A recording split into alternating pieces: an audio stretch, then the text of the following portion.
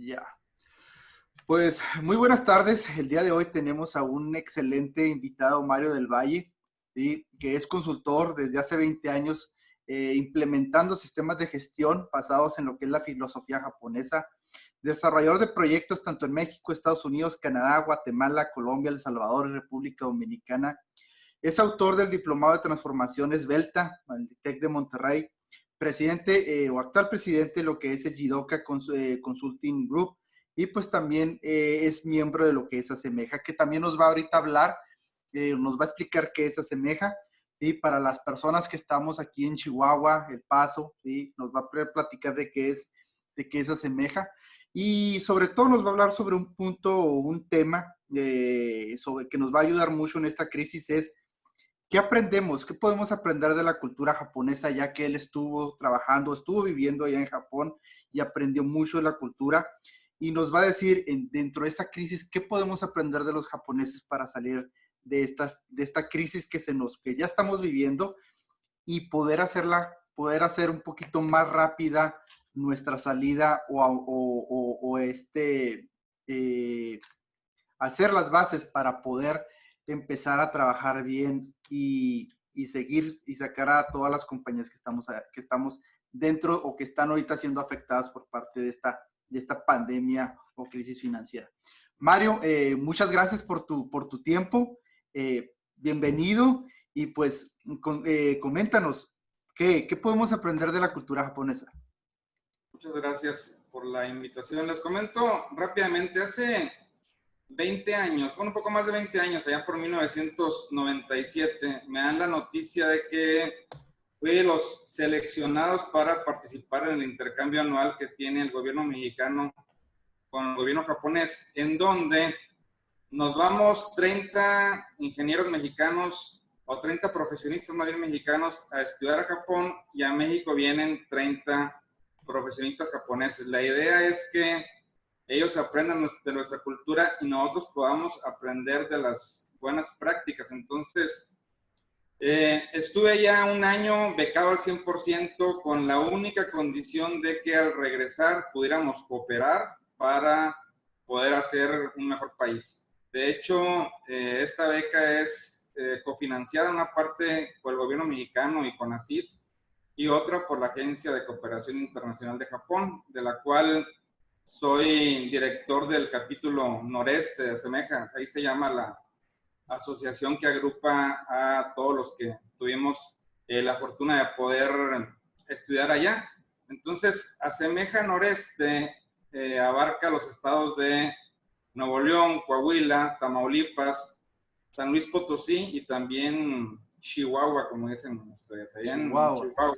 De hecho, yo soy de Parral, estoy acá en Monterrey por cuestiones del destino. Mandaban a mi padre hace más de 30 años a trabajar acá en Monterrey, y acá nos quedamos. Pero sigo teniendo lazos muy fuertes con el estado grande. Entonces, te comento rápido. Cuando estuve en Japón, lo primero que nos enseñaron, la primera clase que yo tuve, llegó un maestro de como 85, yo creo que 90 años, allá la gente es muy longeva, y nos enseñó 3 pasos para poder aprender algo nuevo. Cómo los japoneses aprenden algo nuevo. Y eran 3 pasos muy simples, pero están bastante interesantes. El primer paso que nos comentaba el maestro japonés es copiar. Nos decía, copia el maestro sin cuestionar, sin rezongar, sin rebuznar. Bueno, eso ya lo agregué yo. Pero es, cópialo sin cuestionar. ¿Para qué? Para que aprendas y empieces a evaluar lo que te está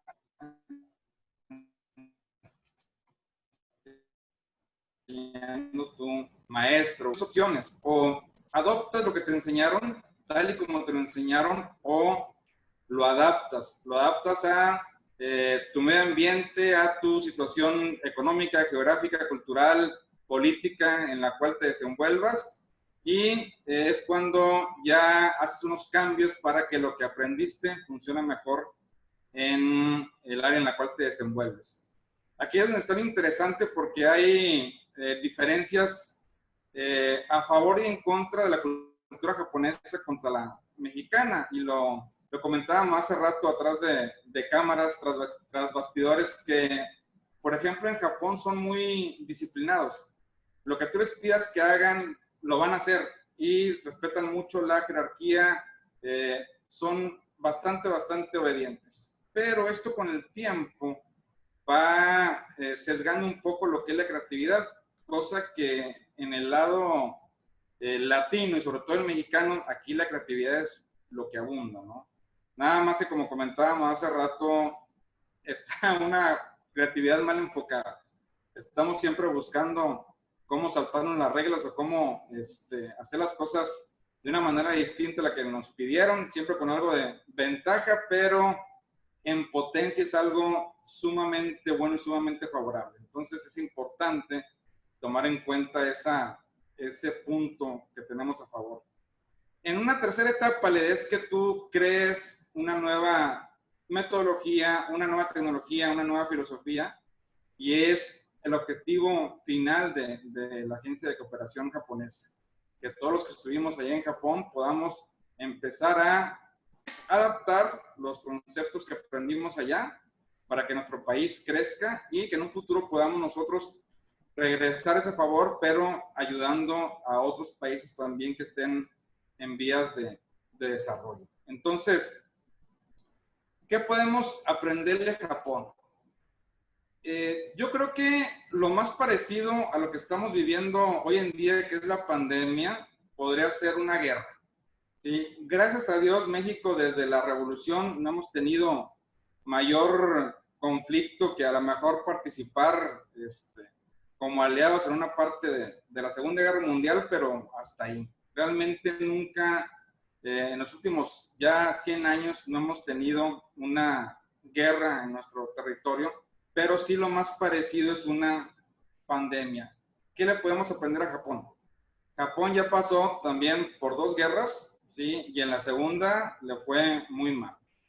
Después de la Segunda Guerra Mundial, prácticamente quedó destruida toda la planta productiva japonesa. Moralmente fueron golpeados muy fuerte.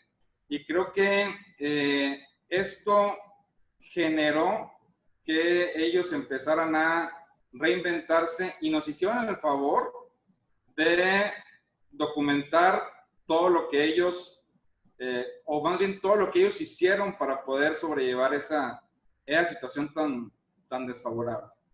Tienen a favor, como comentábamos hace rato, lo que es la disciplina y la cultura del honor. Es algo que definitivamente les ayudó mucho y es lo primero que tenemos que aprenderle. Lo que yo he visto es que, por ejemplo, en México, solo cuando tenemos problemas fuertes es cuando nos unimos como país o cuando juega la selección de fútbol soccer. Sí, es una diferencia interesante porque México, cuando se siente ya amenazado, la solidaridad aflora, y lo hemos visto, por ejemplo, en el último terremoto que fue hace 2, 3 años, cómo la gente se solidarizó y trabajamos unidos como pueblo. Sin embargo, pasa la calamidad y como que nos relajamos. Entonces, aquí es donde está lo siguiente que le podemos aprender a Japón, que es la disciplina, ¿no? El hecho de ser constante en lo que es bueno para nuestro país. Como que nos aburrimos muy rápido los mexicanos o no somos tan constantes. Entonces, tenemos que empezar a cambiar en esa dirección.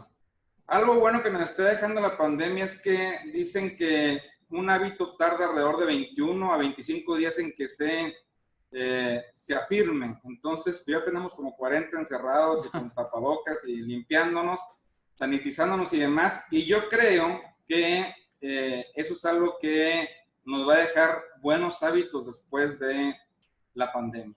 Entonces,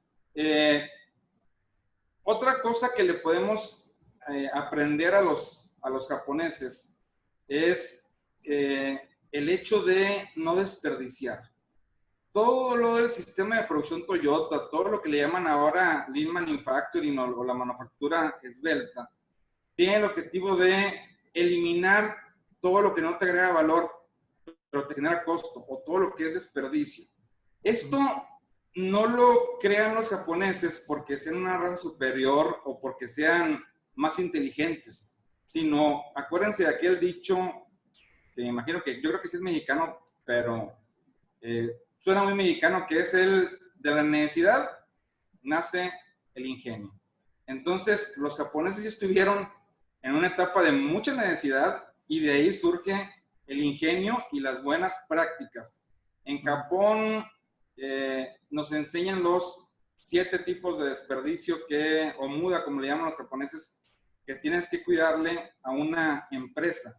Y se dan cuenta, son cosas de sentido común, pero el sentido común, que es el menos común de los sentidos, aflora cuando estás en una situación de crisis o de escasez.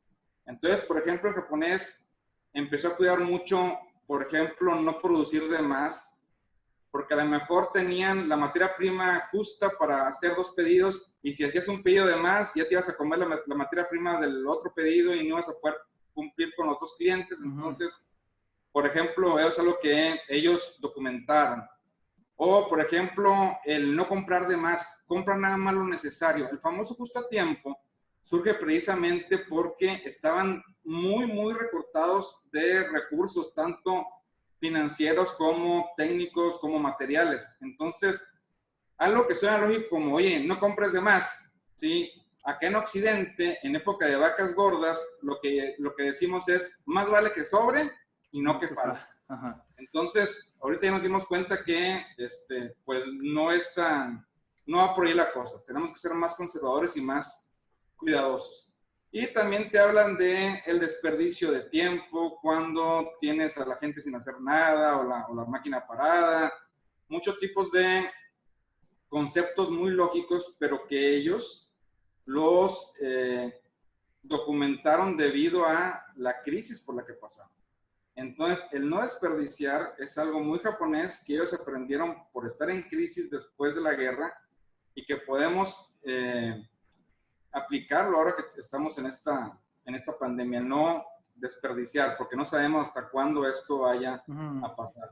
Acuérdense lo que pasó en la Primera Guerra Mundial, ¿no? Que decían que iba a durar nada más 6 meses y se fue a 4 años. Entonces, tenemos que aprenderles a ser también muy cautos. ¿Qué otra cosa podemos aprenderle a los japoneses? El orden y la limpieza. Eso es algo sumamente común en Japón y sumamente raro en nuestro país. Allá, como les digo, funciona esto por la cultura del japonés, la cultura del honor, la cultura de ser una persona íntegra. La gente ya te ve mal cuando tú actúas mal. Entonces, acá en Occidente, sobre todo en México, creemos que al violar las reglas es porque somos mejores o somos más listos. Pero realmente nada más estamos demostrando una inmadurez cultural tremenda. En Japón, los casos de COVID-19 son mucho menores que los que tenemos en nuestro país. Pero algo que influye mucho es que la cultura de la limpieza es algo que está generalizado y lo ves en todos lados.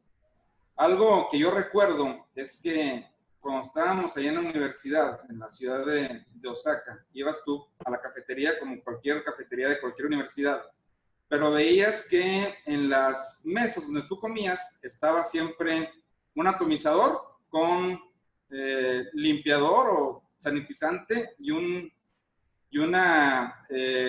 rollo de servitoallas, como esos que te ponen cuando vas a comer alitas para que no te estés embarrando las manos y te limpies a cada rato. Bueno, era eso. Y no precisamente porque nos llevan a comer alitas, sino porque por respeto, tú como recibes el lugar lo tienes que dejar, o inclusive mejor, tú recibes una mesa limpia y tienes que dejar una mesa limpia. Algo que me frustra aquí en México, cuando vas, por ejemplo, no sé, al Sam's o al Costco, en el área de comida, llega la gente, compra su pizza, compra sus papas y deja las cosas ahí, esperando que alguien más la recoja o la limpia. Que al final de cuentas alguien lo va a hacer, pero eso habla muy mal de nosotros como cultura. Y eso tenemos que aprender los japoneses. El hecho de que todos nos preocupemos por los demás y que tengamos esa cultura de orden y limpieza, nos hubiera ayudado mucho, ¿sí? Si hubiéramos tenido esos hábitos ante esta pandemia. El hecho de, por cultura, estar dejando un lugar mejor de como lo recibimos y estar siempre limpiando, ¿sí? Y ordenando. La famosa técnica de las 5 S, que imagino que la deben de conocer y todos los que están en el ámbito industrial deben haber escuchado de esto, pues son los 5 pasos que los japoneses recomiendan para tener una cultura de orden y limpieza. Entonces, eso tenemos que aprenderle a los japoneses, el ser limpios y ordenados. Les paso una estadística al costo. El 50% de las broncas, como decimos acá en el noreste, que se pueden presentar en una empresa, las solucionas siendo limpios y ordenados. Sí. Entonces, eso es algo que también le podemos aprender a los japoneses. Otra cosa que podemos aprenderle es el respeto. Y este ejemplo viene como anillo al dedo ahora que estamos con una pandemia de una gripe rara. No sabemos a quién se le ocurrió comerse la capirotada de murciélago, o consumir de murciélago, no sé qué fue. Total, se formó una gripe como la que fue la gripe aviar o la gripe porcina y la traemos en todos lados. Algo que está ahorita muy solicitado son los famosos tapabocas. Ahora todo el mundo se le pide que use cubrebocas, inclusive hay ahí algunas ya con forma de máscara de luchador y cosas muy interesantes, pero ¿a qué viene esto? Hace 21 años cuando estuve en Japón, ahí en Japón es muy mal visto que si tú traes gripa, no traigas un tapabocas. ¿Por qué? Por respeto a los demás. Entonces aquí nos vale un soberano cacahuate y estamos agripados, estamos ahí estornudando y escupiendo y con el moco ahí colgando y eso está transmitiendo el virus de la gripa, que el virus de la gripa pues no es mortal, pero si tuviéramos los mismos hábitos de respeto japoneses, a lo mejor esto se hubiera resuelto muchísimo antes. Mucho más rápido se hubiera aplanado la curva, pero ya es algo que es sumamente común. Tú tienes gripa y solito, y por respeto vas y te pones un tapabocas. Recuerdo una compañera argentina que se nos agripó allá en Japón y nosotros teníamos que ir del internado a la universidad pues tomando el transporte público. Tengo ahí una foto que me hubiera gustado mostrarles, pero no es digital, es todavía de las antiguitas, en donde vamos en una hora pico con el metro a reventar, pero de repente se crea un hueco de como 2 metros cuadrados porque la gente se apartó de ese foco de contagio que era nuestra compañera argentina, ¿no? Entonces, cuando tú no das el tapabocas, es una falta de respeto y es algo que tenemos que empezar a aprender los japoneses, el respeto por tu prójimo, y eso es lo que nos hace crecer como sociedad y como país. ¿Qué tenemos a favor y que nos ha ayudado también en la pandemia? Como les comentaba, en Japón les ayuda mucho el honor, les ayuda mucho la disciplina. Pero acá en Occidente, sobre todo en México, la creatividad, híjole, siempre va a ser el as bajo la manga que tengamos en Latinoamérica o en México. Y les comento algo muy interesante. Han salido bastantes ideas muy buenas para poder empezar a luchar contra la pandemia. Había personas que decían, no, pues vamos a hacer una careta para que no te infectes y mira que hacemos un molde o le imprimimos en una impresora de 3D. Y de repente la otra vez veo ahí un video de un mexicano que dice, pues mira, yo agarré un protector de hojas de esos en los cuales tú metes la hoja para poder meterla en las carpetas que están hechas también de PVC, ¿sí? Sí. Agarró unos lentes de sol o unos lentes normales y metió lo que son esta parte del lente, las patitas de los lentes, dentro de lo que es los orificios para meter la hoja en las argollas de la carpeta y creó una careta, ¿sí? Que le costó, pues yo creo que $1, ¿sí? Entonces, Está muy interesante la creatividad. O, ¿qué me dicen, por ejemplo, de las cabinas sanitizantes? Eso no se ha visto en ningún lado. Yo creo que México fue el primero en que dijo, a ver, pues hacemos un túnel donde entres y pues te rociamos de desinfectante. Y aparte, si no te bañaste, pues de pasada por ahí te quitamos todos los bichos y los piojos, ¿no? Y entonces, eso es lo que también actúa a nuestro favor. Entonces, esa diferencia cultural también es lo que nos está beneficiando. Entonces, yo creo que si el ingenio mexicano lo unimos o lo combinamos con la disciplina y el respeto hacia los demás japoneses, pues ahora sí que vamos a conquistar el mundo. Entonces, es algo que también es algo que podemos aprenderle a Japón. Sí, y también yo estaba leyendo, no sé si a lo mejor tú me puedes corroborar, que una de las cosas que ellos también tienen limitado es el espacio, o sea, pues ellos están en una isla y obviamente ya no tienen para dónde crecer, y obviamente los recursos naturales que tiene Japón comparado con México, pues son mínimos en comparación de todo lo que nosotros tenemos, todo el espacio, el territorio que tenemos, y ellos pues obviamente se tienen que ser muy inteligentes al momento de eficientizar espacios, ¿sí? Que es la parte que tenías aquí. Aquí nosotros podemos tener una bodega, porque ya ves que una vez yo tuve una visita de un, ¿cómo se llama? De un japonés también aquí, y que se quedó asombrado cuando vi una planta y dijo, así de este tamaño la tienes, y lo sigo, oye, pero tienes mucho espacio, y pues sí, así es una planta. Entonces, no, allá son chiquitas, y cada pie cuadrado, cada metro cuadrado, lo tenemos que eficientizar a lo máximo. Exacto, exacto. De hecho, es algo muy cierto lo que dices. El hecho de tener casi cero recursos naturales, pues también motivó que fueran mucho más cuidadosos con lo que tienen. Otra cosa muy interesante, hablando de lo que es la creatividad latina, y eso es lo que nos ha ayudado mucho, eh, el mexicano y el latino tiene una característica muy interesante, que es el que no le gusta batallar. Uh-huh. Y eso puede decir, pues que somos unos flojos y que no tenemos, nos falta más enjundia para hacer las cosas. Pues no, no necesariamente es malo. Entonces, fíjate, yo me especialicé en el sistema de producción Toyota y lo que es el Kaizen japonés. Kaizen, como ya sabrás, significa cambio para mejorar, o lo que es mejora continua.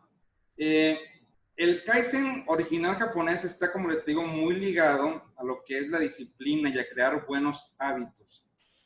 En México y en Latinoamérica, crear hábitos es una misión bastante complicada.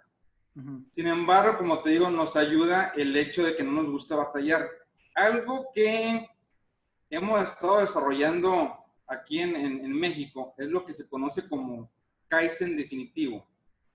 El Kaizen definitivo, vamos a decirlo en palabras coloquiales, es muerto el perro, se acaba la rabia. Sí. Entonces, es más factible utilizar Kaizen definitivo que el Kaizen tradicional en lo que es México y Latinoamérica. Te doy un ejemplo o varios ejemplos rápidos de lo que es Kaizen definitivo. En la metodología de las 5 S, ¿sí? Hay un paso en el cual te dice que tienes que crear hábitos en la cual constantemente la gente esté limpiando y ordenando lo que se ensucia y lo que se desordena. Entonces, creas hábitos en la que todo el mundo está colaborando para mantener el lugar de trabajo limpio y ordenado. En Japón eso es muy común. Los niños, dentro de sus actividades diarias cuando van a la escuela, está las de limpiar su salón. En las empresas es muy común que la gente, los mismos operadores, limpien sus baños. Y eso pues te da un sentido también de cuidar.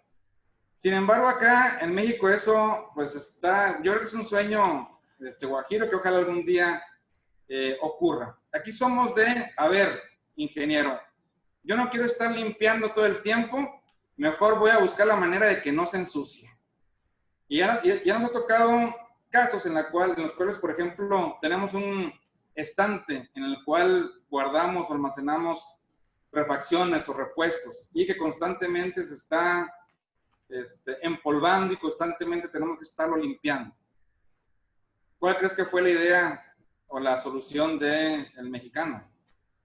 Pues no sé, quitar el estante o ponerle puertas. Por ahí fue, lo que hicieron fue, agarraron de ese plástico para forrar libros, ¿sí? Y le hicieron una cortina al estante. Y ahí está la cortina, transparente, de bajo costo, puedes ver lo que está del otro lado y no tienes que estar limpiando. Se acabó, caes en definitivo. Y vamos a lo que sigue. Otro, por ejemplo, que decían, oye, es que a cada rato están desordenando o están moviendo el lugar ciertos artículos o ciertas estantes o ciertas cuestiones que no se deben mover. En vez de estar ordenando todo el tiempo, hubo una persona que llamaremos el tuercas, que dijo, oye, lo que voy a hacer es que mejor voy a atornillar las cosas al suelo ¿Sí? y le aseguro que ya no se va a desordenar. Y dicho y hecho, caes en definitivo, muerto el perro, se acaba la rabia. Entonces, eso es lo que tenemos a nuestro favor, pero tenemos que empezar a encauzar. Entonces, de ahí la colaboración que queremos hacer a través de la Agencia de Cooperación Japonesa y de Asemeja Noreste, que es como les comentaba, la asociación que tengo el honor de presidir, para empezar a adaptar esas buenas prácticas japonesas hacia la idiosincrasia y metiéndole los esteroides, ¿no? O los aditivos que tenemos los latinos o los mexicanos para crear unas metodologías más robustas. Entonces, como les comento, no conquistamos el mundo nomás porque no queremos. Tenemos bastante potencial. Sí, fíjate, eso que nos estás hablando y pues muchos a lo mejor sabíamos o muchas cosas no sabíamos que nos estás platicando porque es muy interesante sobre las culturas de las grandes empresas, por decir, las ensambladoras, las grandes maquilas. Ahora, si nos pudieras decir más o menos, porque tenemos aquí nuestro público muchos pequeños, medianos y microempresarios, ¿cuál es la diferencia que tú ves, por decir lo que tú ves de que ahora sí las grandes corporaciones pues traemos algunas diferencias, pero ahora sí te bajas a un nivel y que dices, ahora, un pequeño, mediano empresario japonés contra un pequeño, mediano empresario aquí en México, ¿crees que son las mismas diferencias o en tu experiencia son las mismas diferencias? ¿O cuál es la diferencia entre cómo crece un empresario japonés y cómo crece un empresario mexicano? Miren, les cuento una anécdota, muy buena pregunta. Algo que tiene en común México con Japón es que más del 97% de los empleos que se generan en cada país lo generan pequeñas y medianas empresas. Eso es algo muy importante y eso es lo que tenemos en común. Algo que no tenemos en México, pero que sí lo tiene Japón, es la responsabilidad social, ¿sí? Para generar equidad. No igualdad, equidad.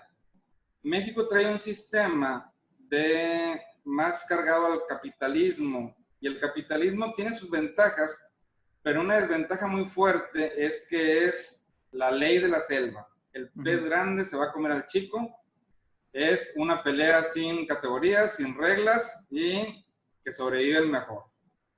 Entonces muchas veces no necesariamente el que sea el mejor, sino el que tenga más dinero para sobrevivir, que es algo muy distinto a lo que pasa en Japón. Y les cuento una anécdota.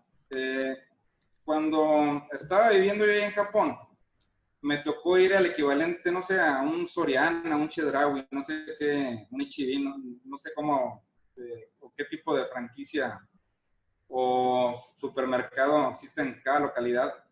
Pero vamos a ponerle Soriana. Fui a un Soriana japonés y me dio mucha curiosidad ver una cosa muy interesante. Estaba el Soriana japonés con su panadería, vendía pan, pan dulce también muy bueno, el de Japón. Pero había dentro de la panadería otra panadería con otra caja y que vendía otro tipo de pan. Y si querías comprar el pan de la panadería de Soriana, la pagabas en la caja de Soriana, pero si querías comprar el pan de ese 6 litros, tenías que pagársela a otra persona. Le preguntaba yo a a uno de los maestros, oiga, ¿por qué es eso? ¿Por qué no pagar todo en la misma caja? Y lo que me comentaban, no sé si todavía sea, que todavía se dé, o sea, esté todavía, Vigente. se está aplicando todavía, es que allá hay una ley en la cual se preocupan o se protege al pequeño empresario. Lo que comentaban es que cuando llega, por ejemplo, un Soriana y se va a poner en cierta comunidad, tiene que mostrar un programa de impacto hacia los pequeños y medianos empresarios que están en esa zona. El gobierno te va a dar permiso de que te pongas siempre y cuando no impactes a la economía que es de los pequeños y medianos y microempresarios. Entonces lo que me comentaban es que antes de la Soriana estaba a lo mejor el Don Panchito japonés que tenía su panadería en esa zona, ¿sí? Y por ley no podían desplazarlo. Entonces, oye, Soriana, ¿te quieres poner aquí? Perfecto. Tienes que checar a todos los microempresarios a los cuales vas a afectar y les vas a dar un lugar dentro de tus instalaciones para que compartan el flujo de clientes.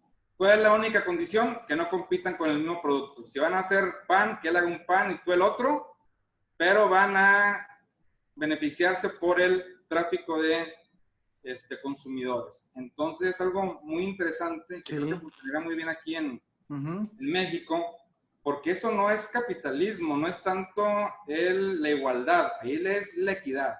Oye, no te pases de lanza con que es un microempresario y te quieres poner ahí, tiene que ser una relación ganar-ganar y te voy a dar el permiso hasta que me muestres tu plan para no impactar al micro, pequeño y mediano. Okay. Entonces es algo importantísimo. He estado tratando de contactar a los del gobierno para que se pueda hacer algo así, pero yo creo que eso es lo mejor, tener un gobierno que se enfoque en la equidad, no tanto en la igualdad y tampoco no tanto en lo que es el subsidio. Que yo creo que ahorita estamos dando un bandazo muy fuerte en nuestro país y nos estamos yendo al lado equivocado, ¿no? Al lado contrario.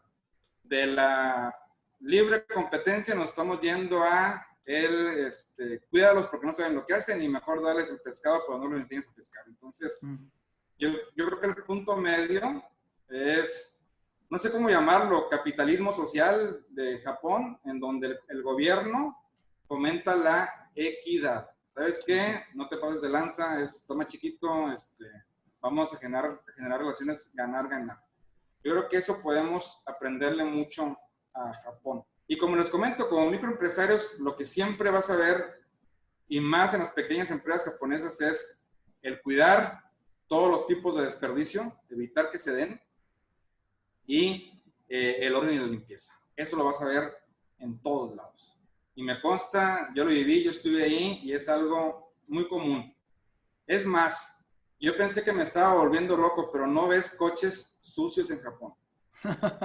No los ves. Yo pensaba que ya estaba alucinando y a pesar de que allá llueve muy frecuente, sí, los carros se ensucian, pero la gente tiene en el chip el ser limpio y ordenado.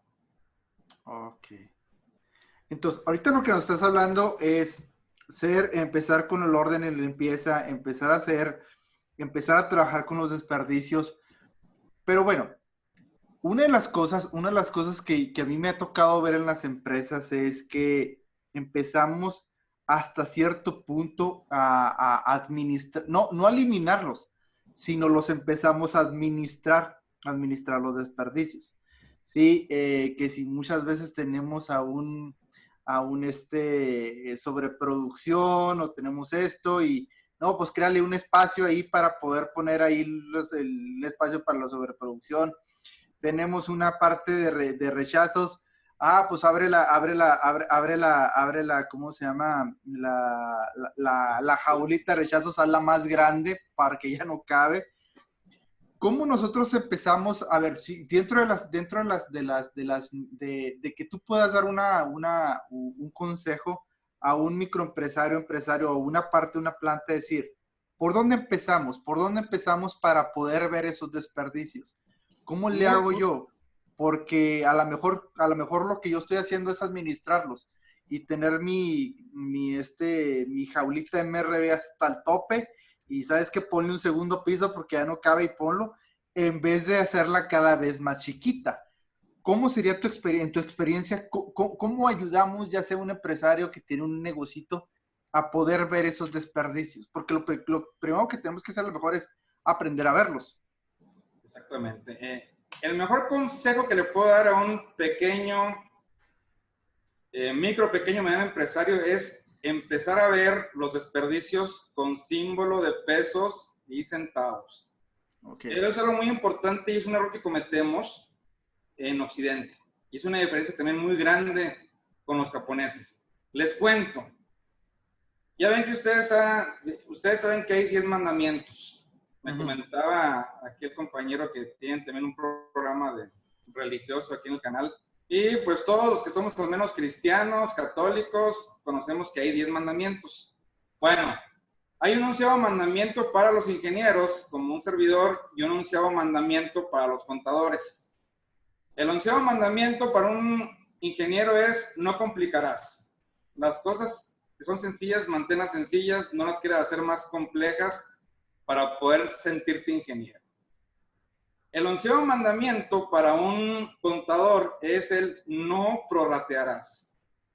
Y esto es algo que le ha dado en la torre a la identificación de los desperdicios, al menos en Occidente y muy frecuentemente aquí en México.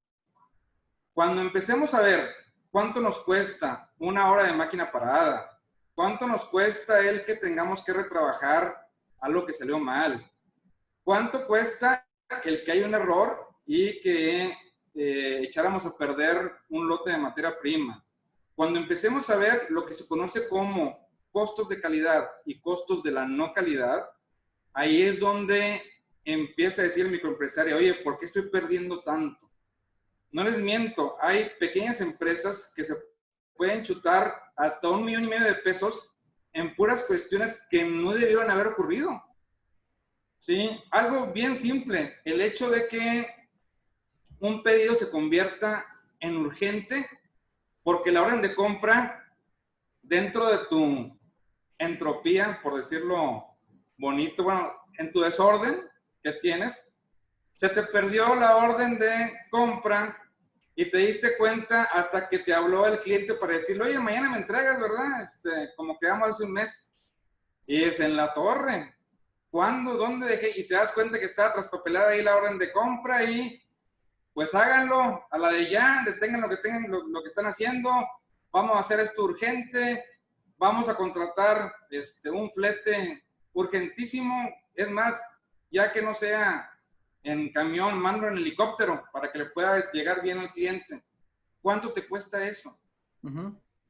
Entonces, lo que hace el contador es que llega y dice: caray, pues nos echamos a perder 50,000 pesos que no debían haber pasado. Pues, ¿cómo le hago? Pues lo meto un pedacito de los 50,000 en esta cuenta, otro pedacito en esta otra cuenta, y pues todas crecieron parejito, poquito, y así no se enoja el jefe. Ajá. El día que a usted, como dueño de la pyme, le digan: ¿sabe qué? Jefazo de mi vidaza, tiramos en lo que va del mes 150,000 pesos. Por esto y esto. Imagínate, estos 50,000 pesos. ¿Sí? Un carro. Entonces, cuando empiecen a ver en pesos y centavos el costo de la no calidad, otro baile vamos a tener, ¿no? Entonces, otro baile vamos a ir. Entonces, es importante eso, verlo en pesos y centavos, el costo de la no calidad y también el costo de la calidad. ¿Cuánto te cuesta, por ejemplo, tener a un supervisor de calidad que esté checando que los demás no hagan las cosas mal? Cuando el japonés te dice: oye, si le enseñaste bien, la persona tiene que saber cómo hacer las cosas bien y tiene que autocorregir. No tienes que tener a alguien que le esté checando si hizo las cosas bien o mal. Eso es un costo de calidad. ¿Cuánto te avientas en un año pagándole a alguien que esté checando lo que en teoría todo el mundo debería hacer bien? Entonces, el costo de calidad y el costo de no calidad tiene que estar en un apartado separadito en el estado de resultados o en el reporte financiero que les hagan. Mientras más a tiempo real registres los costos de no calidad, más rápido vas a poder apretar ahí los tornillos o lo que tengas que apretar para que esto no se repita. Pero mientras escondamos y prorrateemos lo que echamos a perder, nunca vamos a mejorar. Entonces, por favor, pídale a todo mundo que cuando echen a perder algo, cuando algo no se haga como se debe haber hecho, cuando hay un efecto no deseado, páselo a pesos y centavos, ¿sí? Y analice qué fue lo que lo ocasionó. Cuando vean todo lo que se tira en pesos y centavos, van a ver que van a tomar acciones inmediatamente. Ujú. Fíjate, y tú dentro de tu experiencia, las empresas que les has dado consultoría, he visto que has tenido proyectos tanto en México, Estados Unidos, Canadá, Guatemala, Colombia, Salvador y República Dominicana. Para ti, cambiar una cultura de decir, vamos a empezar a ver desperdicios. Dentro de esos países, para ti, ¿cuál crees que haya sido el más difícil o qué ventajas tenemos México contra esos otros países donde has trabajado? ¿O qué desventajas tenemos tú contra esos países? Ya viéndonos en la parte de, por decir, América, ¿sí? Donde incluimos Canadá y Estados Unidos y las partes donde has trabajado. Fíjate que yo creo que estamos a lo mejor una década adelantados con respecto al menos a Centroamérica. Sí hemos avanzado, ¿sí? Sin embargo, el lastre que todavía tenemos sigue siendo, yo creo que el cultural. Entonces, hemos avanzado mucho, pero yo creo que pudimos haber avanzado el doble o el triple de lo que llevamos. Hay muchas cuestiones, muchas similitudes entre lo que es, por ejemplo, México, Centro y Sudamérica. A fin de cuentas, latinos. Sin embargo, aunque no nos crean, hemos avanzado. Una cosa muy evidente es el sistema electoral, que aunque no lo crean, en México está sumamente blindado y eso es lo que te puede dar certeza. Todavía en países como, no sé, Guatemala o El Salvador, todavía puedes ir a votar, como le decían aquí antes, ¿no? Con una foto que diga que eres tú y con que aparezca el nombre y ahí votas. Y aquí ya hay la credencial para votar y tiene tu huella y hay un padrón y en el padrón está la copia de la credencial para votar. Entonces, hemos avanzado. Yo creo que tenemos todo para poder ser un país de primer mundo. Lo más ventajoso es que tenemos a la mayor economía del mundo como cliente principal. Entonces, en vez de estar con el trauma de que no, es que los gringos nos quitaron la mitad del territorio y demás, pues vamos a tomarlo por el lado amable y verlo como un cliente inmenso. Entonces, todo lo que está haciendo ahorita China, ¿sí? Lo deberíamos estar haciendo en México. Todo lo que produce, todas las componentes, todo producto que venga de China, no veo por qué no lo podamos hacer aquí en nuestro país. Creatividad tenemos, mano de obra tenemos recursos. Yo creo que la clave es cambiar el chip y emigrar de lo que es mano de obra al concepto de mente de obra. Ok. Si te das cuenta, tenemos todo para poder evolucionar. Ya no más mano de obra barata, sino mente de obra brillante. Ok, mente de obra. Eso es muy interesante porque, pues obviamente, muchos de las empresas que se instalan aquí en México se instalan porque dicen, bueno, pues es que México es una mano de obra barata. Entonces, ¿tú qué crees que tenemos que hacer para cambiar eso que tú estás comentando, de ser, en vez de mano de obra, hacer mente de obra, hacer ya no solamente que nos consideren como una mano de obra barata, sino una mente donde nosotros podemos decir, tener centros de diseño, tener centros de innovación, tener centros donde nosotros podamos hacer el producto desde su análisis hasta su venta. Muchas veces, pues obviamente lo que nosotros tenemos es la manufactura que manufacturamos y regresamos.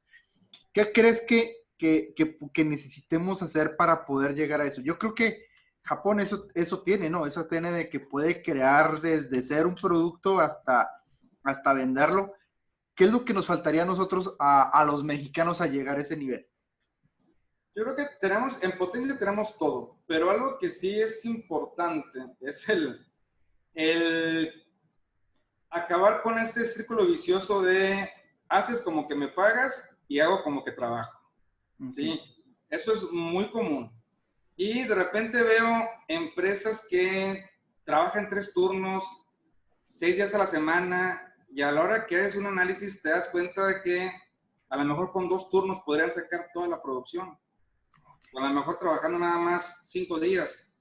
Sin embargo, el sistema, yo creo que el sistema de compensación que tenemos en el país no es el más adecuado. Y no es el más adecuado porque no está ligado a una evaluación de desempeño que a su vez esté ligado a una compensación variable. Aquí es por buffet. Yo te dije que te iba a pagar tanto y órale. Y entonces haces como que me pagas y hago como que trabajo y empezamos a tener otros tipos de vicios como por ejemplo el que te den bonos porque vayas a trabajar. O porque llegues temprano y se supone que para eso te contrataron, ¿no? Entonces, sí. A mí sí me hace un desperdicio el hecho de que estén gastando dinero en eso. Lo que se debe hacer es que si ya traemos un hábito de que nos evalúen y que lo agarramos desde el kinder hasta el último grado de estudios que tuvimos, si te das cuenta siempre nos evaluaron. Desde el kinder con la estrellita, ¿no? O con aquellos sellitos de que sí trabaja, o que Sí. muy bien, y muy platicador, un perico. Nos sentíamos reconocidos y sabíamos que éramos valiosos o que el maestro sabía que éramos valiosos. Llega un momento en que llegas al ámbito laboral y todos son iguales y te das cuenta que a lo mejor el tuercas es un desordenado, hace mal el trabajo, llega tarde, no cuida las instalaciones y le pagan lo mismo que a ti. Entonces, ¿qué va a hacer? La ley del mínimo esfuerzo. Y la manzana podrida va a podrir a todas las demás. Entonces, yo sí les recomiendo mucho que tengan sistemas de evaluación, ¿sí? Y que cuando muy alargado sea cada mes cuando tú evalúes a la gente. Y que la evaluación lo estés ligando a un sistema de compensación variable. La gente siempre tiene, y el ser humano en general siempre tiene el deseo de superarse, ¿sí? La ambición. Entonces tenemos que alinear la ambición con las ideas para mejorar y que sea una relación ganar-ganar. Hace poco estábamos discutiendo unos colegas y decían que ¿por qué no aplicar en México el sistema Toyota al 100% en donde la gente por el simple hecho de pertenecer a Toyota daba ideas de mejoras y mejoraba sin pedir nada a cambio? Y le digo, pues sí, compadre, pero allá el salario mínimo en Japón es de $16,000 anuales, ¿sí? O sea, el que menos gana, no sé cuánto sea, como 35, 40 mil pesos. Aquí no, aquí está ganando una persona 4,000, 5,000 pesos al mes. Entonces, ¿cómo le va a hacer? ¿Qué va a hacer? ¿Se va a poner a robar o va a hacer tiempo extra o va a provocar tiempo extra para poder comprar los útiles del niño? Entonces, Kaizen te dice, a la persona que haga las cosas bien, dile que te estás dando cuenta que la está haciendo bien y recompénsalo. Desde el punto de vista ortodoxo es, pues a lo mejor darle un reconocimiento, una palmadita, pero con una palmadita no vas a comprar los frijoles ni los pantalones para el huerco, ¿no? Entonces, sí es importante que usemos ya el modelo adaptado de la mejora continua japonesa a las características propias de nuestro país. Entonces, tiene que haber un sistema de compensación variable alineado con la mejora continua. Gana el negocio, le haga mejor al negocio, yo te agradezco porque hiciste que le fuera mejor al negocio. Eso es lo que puedo yo aconsejarles de acuerdo a la ya no tan corta experiencia. No tengo desde el 95 metido en esto y ya me ha tocado ver de todo. Entonces, yo creo que es una diferencia fuerte y tenemos que movernos hacia esa dirección.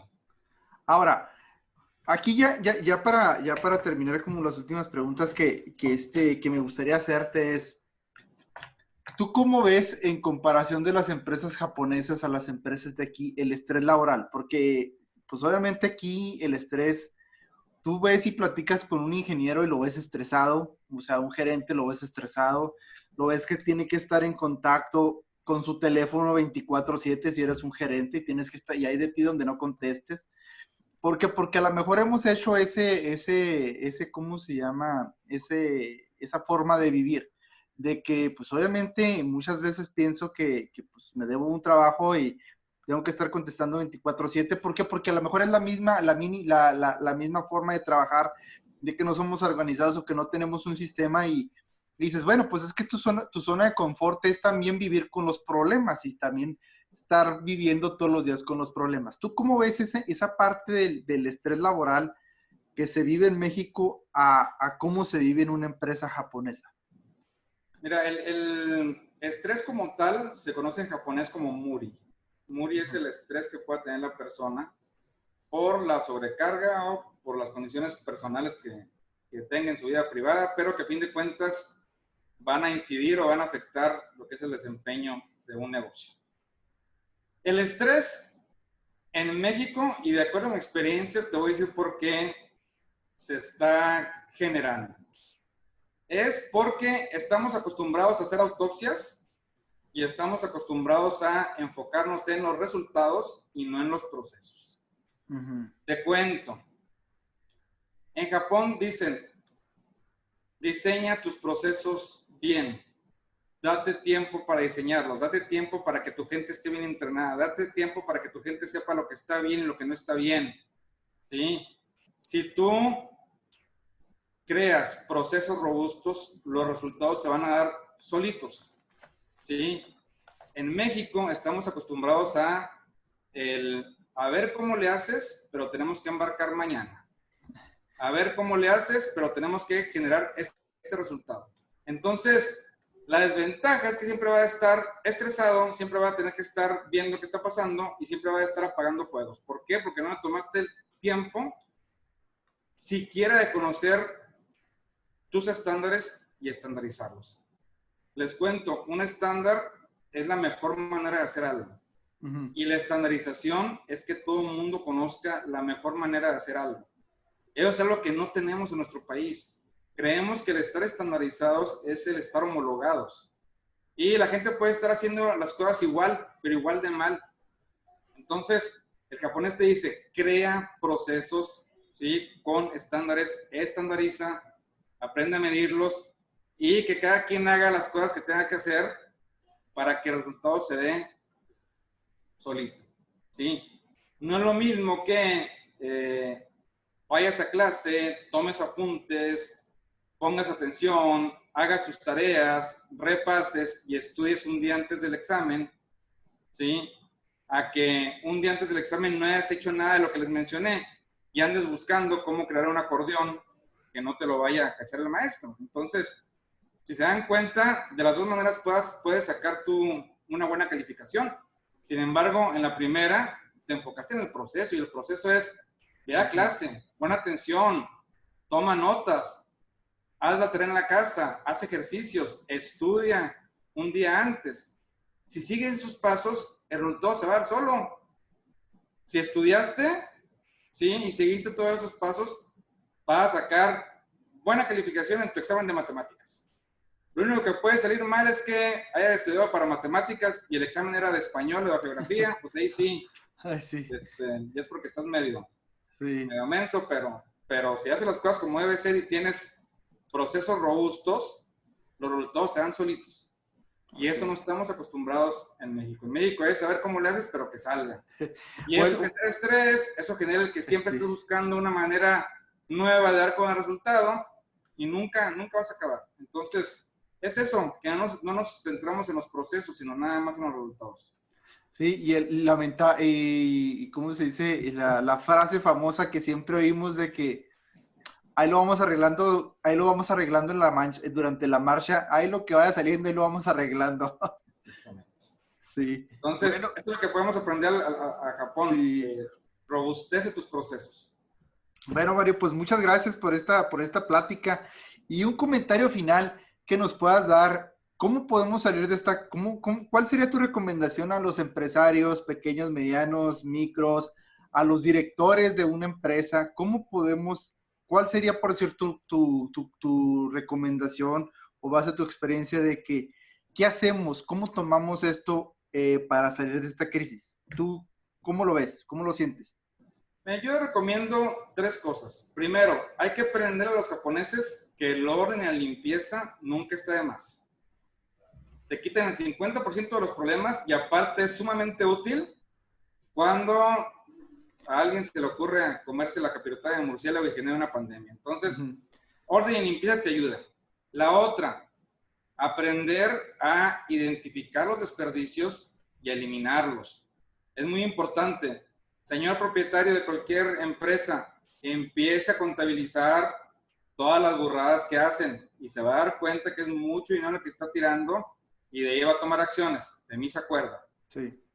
Un consejo final es que podemos entrar en modo de lo que yo le llamo economía de guerra. ¿Cómo podemos reasignar o reconfigurar nuestras instalaciones o los sistemas o herramientas de nuestro negocio? ¿Cómo las podemos reconfigurar para poder crear productos y servicios que se estén demandando actualmente? No sé, a lo mejor tú hacías salsa para botanas y tienes ahí el perrosote y demás y puedes ahora hacer gel antibacterial. Pues empieza a hacer gel antibacterial porque lo van a estar demandando. Economía de guerra. A lo mejor tú hacías los protectores para hojas, pues ahora haz caretas improvisadas y también te va a funcionar. Entonces también es algo interesante el entrar en el modo de economía de guerra.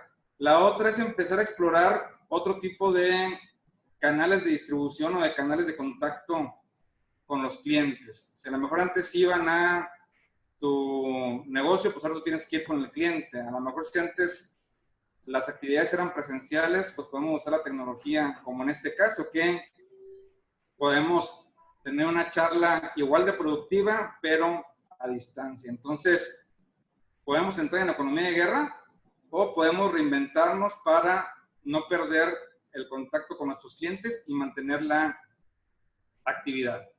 De hecho, en mi caso, ya tengo programados varios seminarios que iban a ser presenciales, pero con ya las plataformas actuales y el ancho de banda ya más estable, pues ya es una realidad poder estar inclusive con diferente uso horario como en esta ocasión y estar transmitiendo el conocimiento con la misma efectividad que si lo hicieras de manera presencial. Ok.